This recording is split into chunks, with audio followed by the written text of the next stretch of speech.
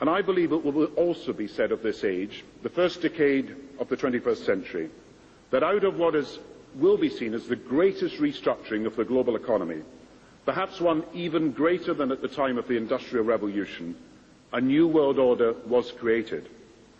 When my predecessors were speaking to this event a century ago, the world order of the 19th century they were describing was defined mainly by the balance of military power, and they saw European empires dividing the world between them. From the time of 1945, when my predecessors of the post-war years spoke to you, the world order was simply defined by the high-stakes standoff that characterized the Cold War years.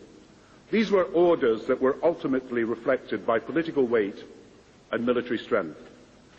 But today, with Asia already outproducing Europe, India and China are clearly becoming part of our new order, and they're doing so principally because of their economic strength and potential.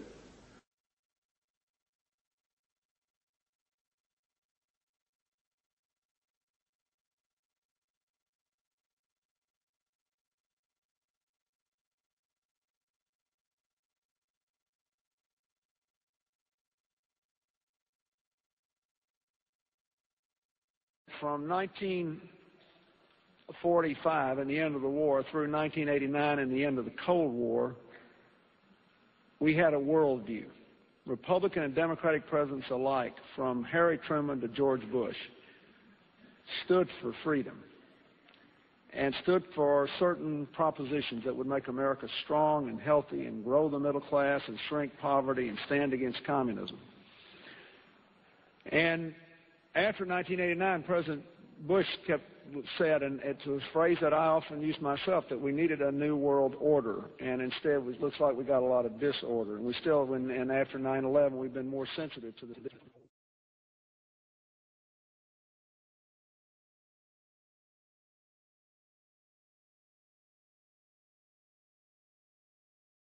We have before us the opportunity to forge for ourselves and for future generations a new world order, a world where the rule of law, not the law of the jungle, governs the conduct of nations.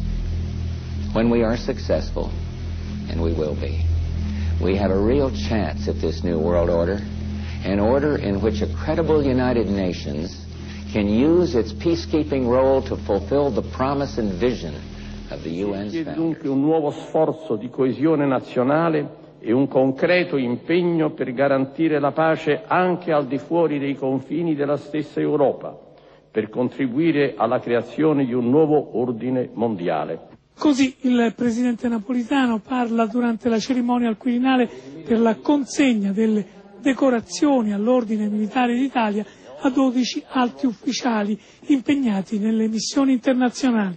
Dobbiamo così rendere meglio compatibile la necessaria assunzione di responsabilità anche militari da parte del nostro Paese nell'ambito della comunità internazionale con le difficoltà di fondo della nostra finanza pubblica. The World Federalist Association, or WFA, is one of the largest organizations that openly promote world government. Periodically, the WFA extends a Global Governance Award to a prominent individual pushing for the same goal.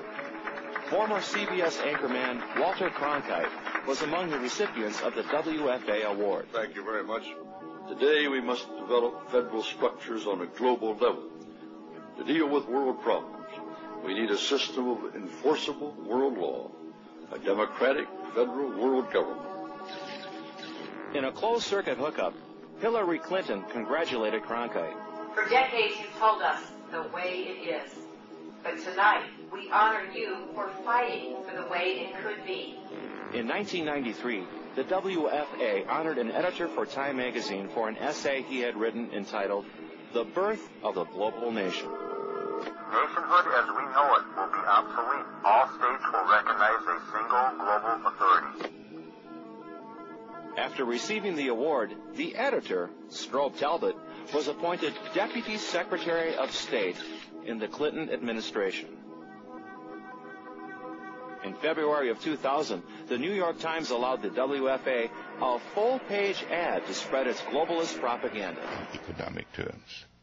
that everybody is better off, but that it's only partially true.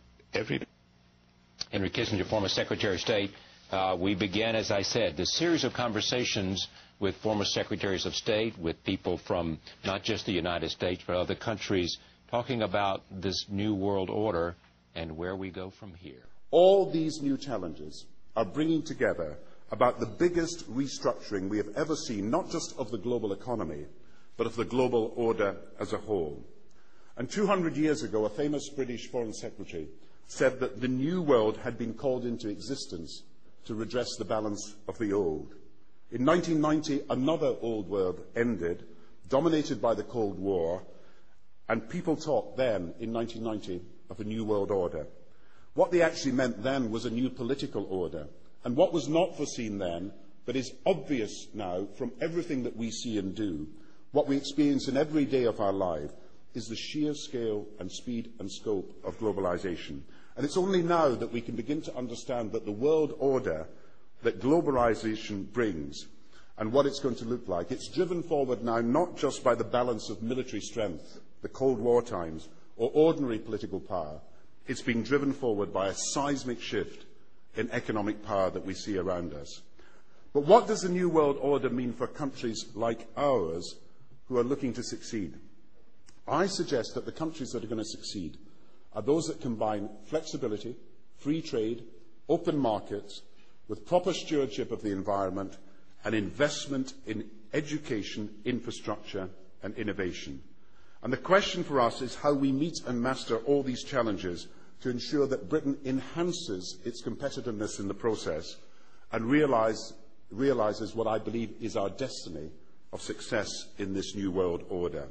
So, in conclusion, ladies and gentlemen, a new world is emerging. It is a new world order with significantly different and radically new challenges for the future.